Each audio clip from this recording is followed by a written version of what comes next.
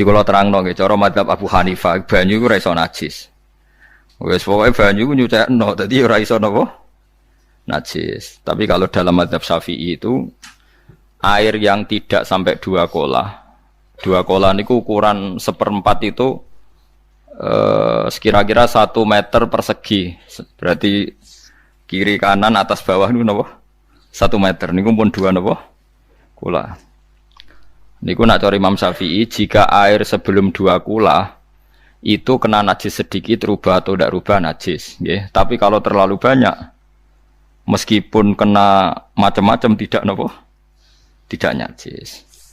Terus illa mata ghayyara kecuali yang rubah.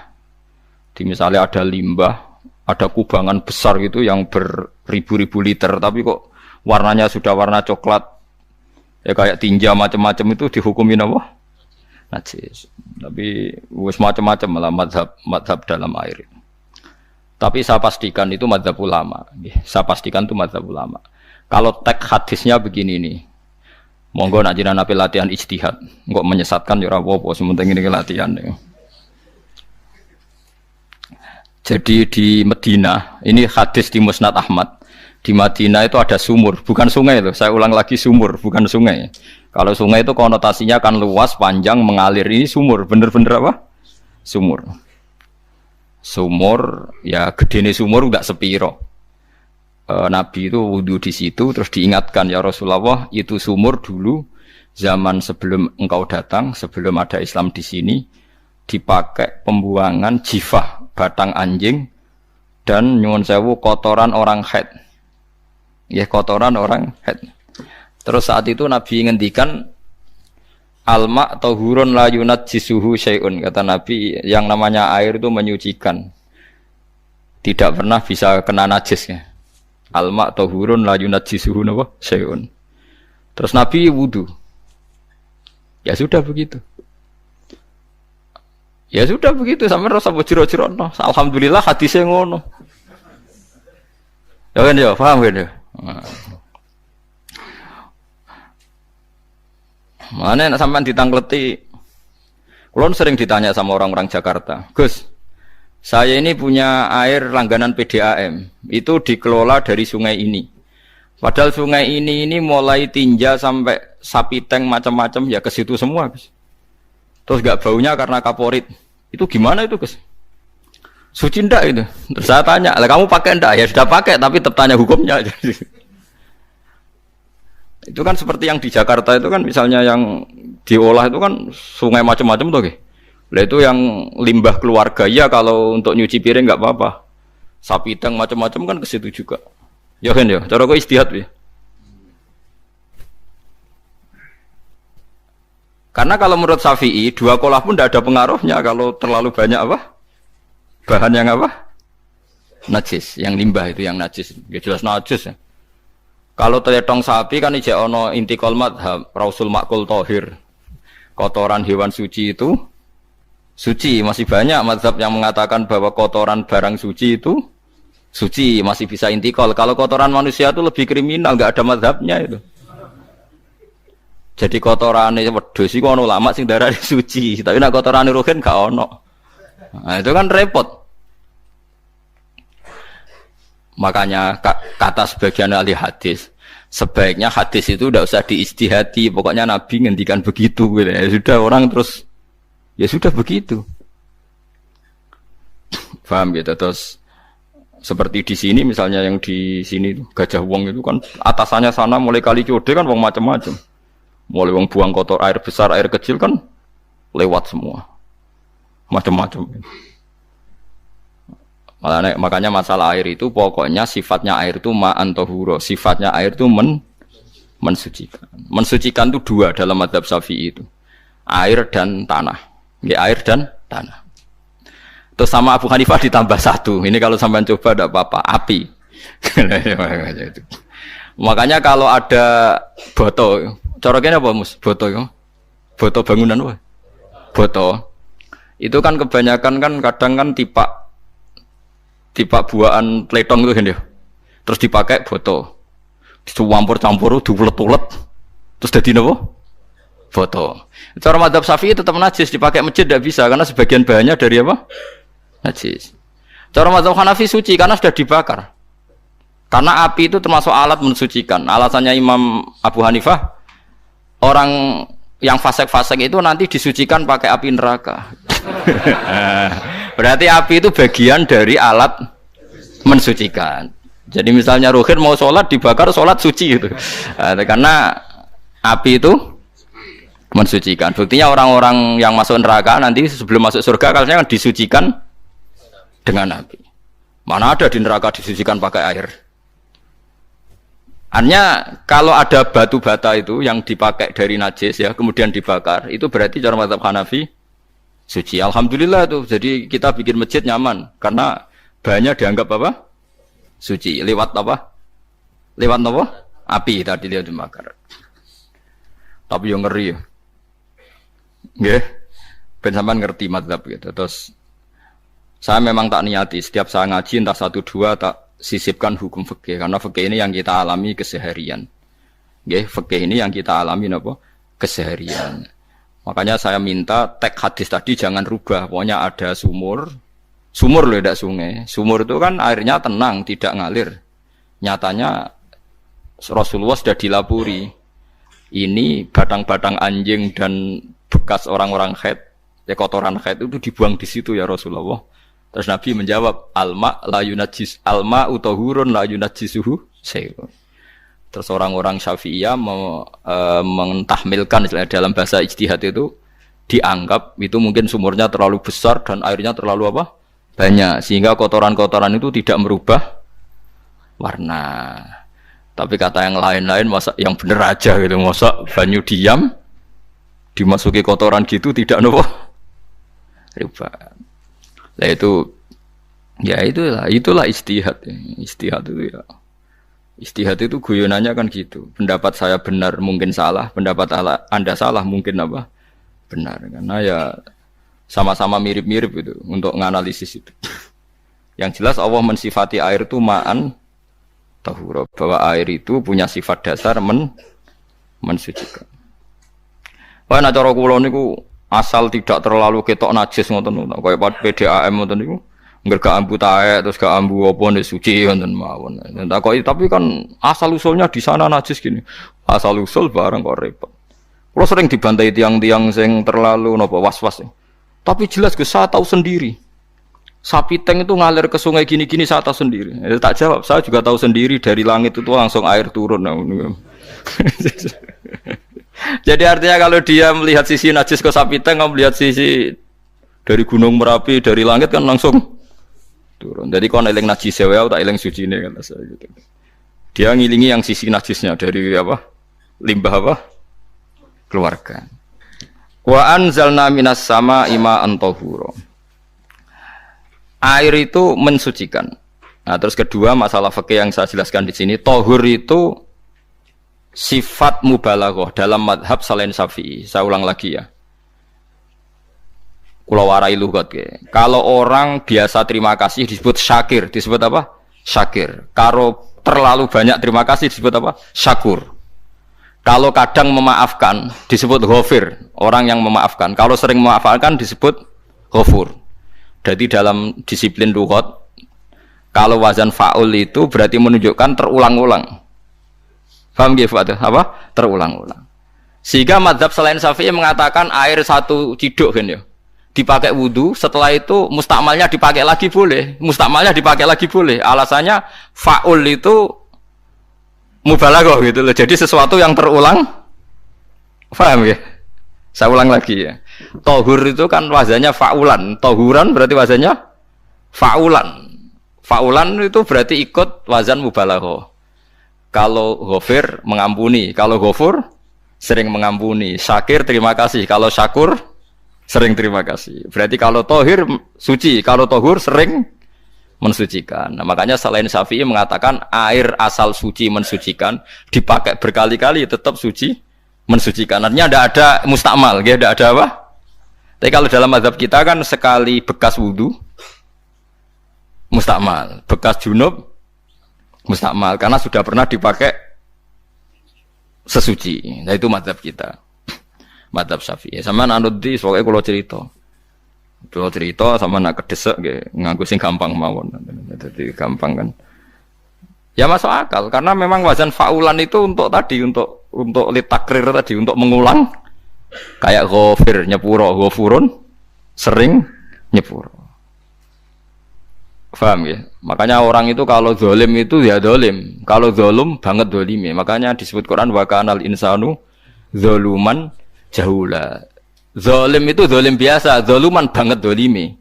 Jahil itu goblok biasa, jahulan banget gobloke. Berarti kalau tohuron banget nyuciin berarti diulang-ulang. Makanya mazhab lain mengatakan air itu tidak ada mustamal. Dan saya kadang ya intikal mazhab begitu. Nah intikal gimana? Coba kalau di hotel itu mustamal. Hotel itu kan kotaannya cilik toh kan. Tahu nggak hotel mari ruhen. Kotaannya cilik. Terus kalau kita misalnya junub atau apa pakai ciduk itu kan tetap nyiprat Tomus. Nyiprat kena banyu di kotak yang cilik. Jadi kalau gak intikal mazhab pusing kan kita. Iya kan? Terus kemudian intikal lah suci guys. Takoki pangeran, kok nggo bolak-balik intikal mazhab Gusti. Jare sapa jare Gus Pak ngono takoki ngono. Lah kowe muni kowe kok roh takoki malah pusing. Kayak Mbah Khalil Bangkalan itu. Kalau nalkin mayit itu masyhur Mbah Khalil Bangkalan. Tidak nalkin mayit itu. Yo kan yo, aku sibuk urusanku akeh kok takoki malaikat ngenteni Mbah Khalil. Tinggal mire. Sing ngono tok. Nalkin meneh. Ya dia soalnya nak takoki malaikat marbuka manabiuka ngenteni ketuane. Maksudnya ngenteni dekne jare. Ya sudah ditinggalin. Ya orang ditakoki wong dekne orang kabudut. Pokoke diwarai kabeh. Nah, terakhir beliau rodok modern. Ngenteni ketua rombongan pokoknya. Jadi nanti yang jawab itu ketua rombongan. Tapi aja tiru kan ngono takoki malaikat ngenteni Gus Pak. Aku teko tutuki mawon Gusti. Sewen. Yakin mugorokin ngomong ngoten kula ngomong bukan nakir. Kamu tahu kan tugas standar Anda apa? Ya tugas standarnya bukan nakir nutuki iku wis biasa wae. Biasa nutuki tak kan apa? Nah itu mungkin guyone wali ku jek mungkin. Kadang orang tuh engkar ndak bisa. Yaitu tadi piye wae resmi teksnya Allah tuh yaumana kullu unasim bi imamihim. Nanti manusia dipanggil itu per ketuanya. Bukan per individu kesuwen. Jadi ada teori itu yang mungkin benar. Ya, teori itu yang mungkin benar karena kita nanti di mahsyar juga dipanggil ketuanya dulu. Jadi ya ma'asyarus Syafi'iyah, terus Imam Syafi'i disuruh maju ya ma'asyarul Malikiyah. Karena ketua ini nanti yang menciptakan mazhab. Karena ada pepatah an-nasu ala dini mulukihim. Manusia itu ngikuti tradisi ketuanya. Mungkin coba orang Indonesia mbok bodoh, mbok ora, mbok pinter, mbok ora ngger Abu Bakar ya radhiyallahu anhu. Coba kalau tradisinya Syiah, mungkin Abu Bakar laknatullah alaih kan gitu. Ya kita tidak tahu begitu. Akhirnya kita ketiban apik karena menghormati apa? Sahabat. Artinya ketua itu penting, menciptakan suasana ketua itu penting. Coba kalau tanpa ketua, mungkin kita tidak punya tradisi. Makanya yang dipanggil itu ketuanya. Paham? Makanya sampean milih ketua itu yang benar. Setidaknya orang ikhlas. Misalnya rapati bener, penting ini ikhlas. Ngeri itu kalau pas sampean dipanggil nunjuk ketua itu. Kemudian ketua partai, wah panggil pangeran bingung sampean. Ketua sopo nyebut ketua partai. Ketua partai dia celok pangeran Melayu. Wah ngadepi pangeran meriang tetep. Paham gitu. Jadi nanti sampean itu ditanya itu lewat nopo ketua. Terus ketua nanti itu ngecek ada nur yang dipakai alamat dia ngikutin ndak. Nah yang paling ngeri ya termasuk Rasulullah itu nanti pakai standar itu. Inna umati yut'auna yaumal qiyamati hurran muhajjalin min atharil wudu. Itu kan ada tanya jawab sama sahabat. Kata Rasulullah, kamu tidak usah khawatir kalau saya meninggal. Meninggal saya itu baik. Hayati khairun lakum wa mamati khairun lakum. Saya hidup di antara kalian ya baik, setelah saya meninggal juga baik. Ya Nabi ya unik. Amma hayati fali asunna lakum as-sunan. Kalau saya masih hidup berarti saya bisa meneladani kamu melakukan beberapa sunnah, beberapa tradisi. Sunnah itu tradisi. Jadi ora kudu artine sunnah iku wajib atau sunat. Buktine ning Quran ana sunnatallahil lati sunnatullah fil ladzina khalau min qabl. Jadi sunnahnya, tradisinya Allah menghukumi orang-orang dulu. Itu bisa orang benar, bisa orang tidak apa? Benar. Kata Nabi, kalau saya masih hidup, fali as-sunnah lakum as-sunan, saya bisa mentradisikan kamu beberapa sunnah, bisa wajib, bisa sunnah. Wa amma wafati ya khairun lakum. Kalau saya sudah meninggal nanti juga bagus. Mergo aku nak SK pundhut jare Nabi, aku jejer pangeran. Dadi nak roh kowe apik, saya muji Allah, nak roh kowe elek, langsung saya minta ampunan kepada Allah. Dan semua umatku nanti diampuni. Tapi terus Nabi mulai menangis. Tapi ada beberapa masalah. Ketika orang-orang itu ternyata umatku, mau saya ajak ke surga, kata Tuhan, kata Allah, innahum qad ahdatsu ba'dak. Mereka ini bikin aturan aneh-aneh setelah kamu Muhammad. Terus fa'aqulu suhqan ya sudah kalau gitu tak tinggal ke surga, tidak ikut masuk surga. Nah, kemudian ulama berdebat ahdatsu itu apa? So, ada yang itu bid'ah gitu. Macam-macam. Kalau ulama sunni ahdatsu itu ya bid'ah ibadah mahdhah. Jadi misalnya orang melakukan sholat zuhur kok 6 rakaat itu kan wong nganggur papat ae kesel kok malah muni 6 itu loh. Utawa duhur kok mau 3 rakaat itu kan ya itu bid'ah. Karena ibadah mahdhah. Tapi kalau masalah sosial itu fleksibel. Fleksibelnya adalah misalnya dulu Nabi naik unta, orang yang anti bid'ah juga naik Innova. Padahal dulu naik unta. Orang-orang yang poligami itu ya tidak nunggu istri pertama mati. Padahal dulu Nabi poligami setelah Sayyidah Khadijah meninggal. Ya mereka baik-baik saja. Alasannya poligami sunnah Rasul. Padahal nak detailnya sunnah Rasul poligami setelah istri pertama meninggal. Jadi kayak Rohin itu belum boleh. Istrinya kan masih hidup 2 dia. Tapi sudah.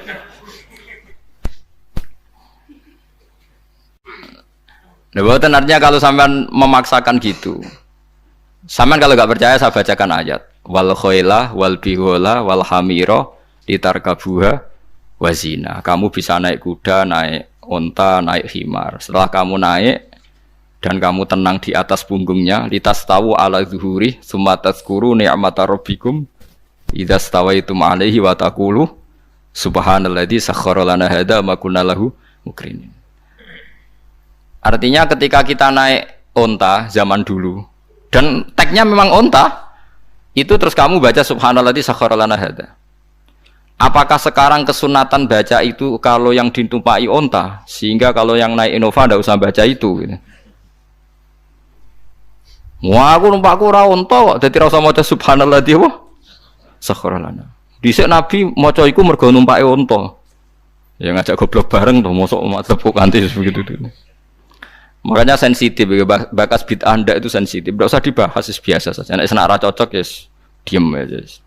Sudah, sebenarnya nara cocok kalau sampai ngelakoni tapi tidak usah komentar karena jelimet. Saya pernah ditelepon orang, dimaki-maki orang Sidoarjo, padahal orang Jawa Timur, ya aneh. Kan ada orang matur Rasulullah, namanya Abdullah bin Amr. Ya Rasulullah, saya ini kuat puasa terus. Kata Nabi, jangan puasa 1 bulan 3 hari saja itu sama dengan 1 bulan penuh, karena 1 puasa sama dengan 10. Masih balelo terus termasuk menyangkut Quran. Ya Rasulullah, saya ini tiap hari khatam Quran, jangan 1 bulan sekali saja baru khatam. Enggak ya Rasulullah, saya ini ingin sering khataman. Ya sudah kalau gitu seminggu sekali sab'a layal. Saya lebih kuat ya Rasulullah, 3 hari. 3 hari saja khatam sekali. Iqra'hu fi salasin, kata Nabi. Ya Rasulullah, saya lebih kuat ketimbang itu. Tidak ada yang lebih baik ketimbang itu, kata Nabi. Kemudian orang itu anti semaan, karena semaan itu kan 1 hari khatam. Faham ya? Maksudnya hadis tadi yang di Bukhari dipakai dalil anti apa? Semaan, karena semaan itu 1 hari apa? Khatam. Lewat telepon pertama lewat santri saya, terus lama-lama lewat telepon. Terus saya tanya, kamu bacanya hadis kira-kira sama saya banyak mana? Kayaknya banyak jenengan. Terus saya tanya, betul Nabi menyuruh khatam tiap 3 hari? Ya. Betul Nabi nyuruh khatam tiap 1 bulan? Ya. Ya sudah, lakukan saja. Anda sering enggak khataman tiap 3 hari? Tidak pernah, setahun aja tidak mesti. Lah iya kalau Nabi melarang baca Quran tiap hari kamu setuju, tapi Nabi nyuruh tiap hari khatam kamu tidak setuju. Enggak apa-apa, kamu anti semaan enggak apa-apa, tapi lakukan perintah Nabi tiap hari, tiap 3 hari khatam. Menang deh. Jadi lah itu maksud saya. Anda tidak apa-apa milah-milah bid'ah sesuai versi Anda, pemahaman Anda, tapi yang fair. Kalau Anda anti semaan ya harus tiap 3 hari khatam karena dawuh Nabi iqra'u fi kulli salasin. Enggak juga kan mereka juga orang yang enggak jarang baca. Jarang baca apa? Lah itu enggak fairnya di situ. Makanya nggih biasa mawon. Cuman semaan apal Quran wis semaan. Nah apal Quran ya wiridan, malah lucu to apal Quran kok semaan. Yes ngono ae apal ya nyemak kan, kok kesel ya mulai. Jadi bang nyemak sampai geremeng. Bariku mangan entek akeh malah lucu. Wong nyemak yo do kurang ajar. Jajal kok nyemak kifa delok ngarep mbek guri tok, gres kembar ya wis. Aku serah kelakuane wong nyemak. Kan dekne ra apal kan yo. Biasane nyegat guri to. Kok agar gurine kembar pojok. Wis. Kok agar gurine pojok kembar.